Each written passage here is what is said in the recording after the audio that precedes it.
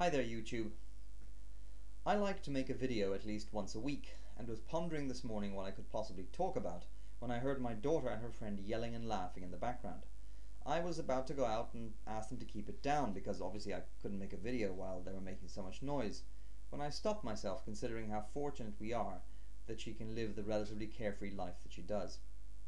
This got me thinking about another child that wasn't so lucky, and this will form the centerpiece of this morning's rather grim homily.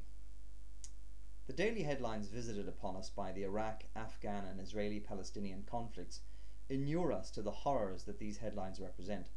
The adage familiarity breeds contempt is sadly true even of these outrages. News items that should leave us literally vibrating with passion and empathy and anger instead leave us cold, or worse still, cynical. So as a public service, I'd like to scrape some of the calluses off and focus in on one particular example of a pitiless universe at work. There has been an ongoing story in the press here, and by here I mean Europe generally. It's about a little girl who, while on holiday with her parents in Portugal, went missing. At this stage, there is a general consensus that this little girl has been abducted, probably murdered, and potentially sexually assaulted. The police seem baffled, and her parents are understandably shattered and distraught. If by some unlikely chance Madeleine's parents see this, I'd suggest they stop watching now. They are the last people in the world who need to hear this, having so recently lived it.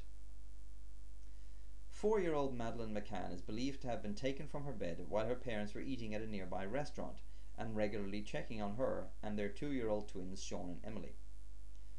The Pope apparently is praying for her safe return, yet the prayers of the human most closely connected to God as defined by any religion have yielded no results to date.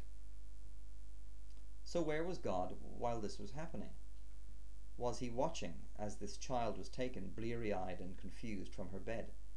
Did he watch while she was murdered, or worse, by her abductor? A sleepy 4-year-old child. Religious people, almost all of them, irrespective of cult or sect, would have us believe that he was watching the whole time. They think he knows where little Madeleine's body is now. They would also have us believe that he is all-powerful and that he is all-good.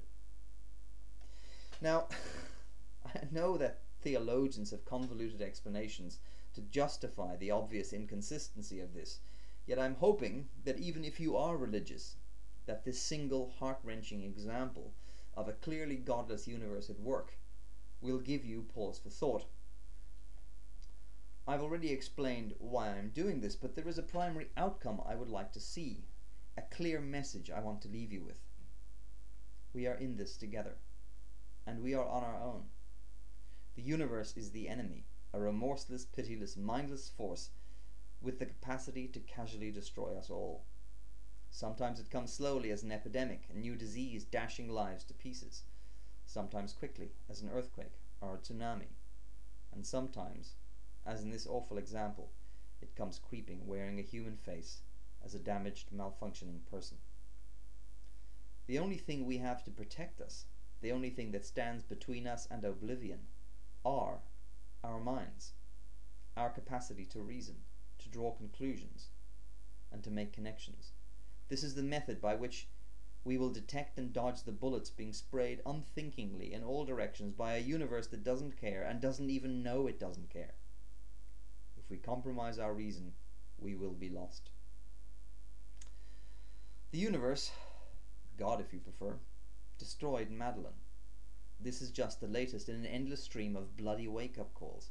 Every incidence of preventable human suffering is a wake-up call, demanding we set aside our ludicrous transitory differences, both religious and political, demanding that we unite against the real enemy, a universe that doesn't know what we know, that life is precious, that life is good, demanding that we pull together all 6.5 billion of us as a single human family.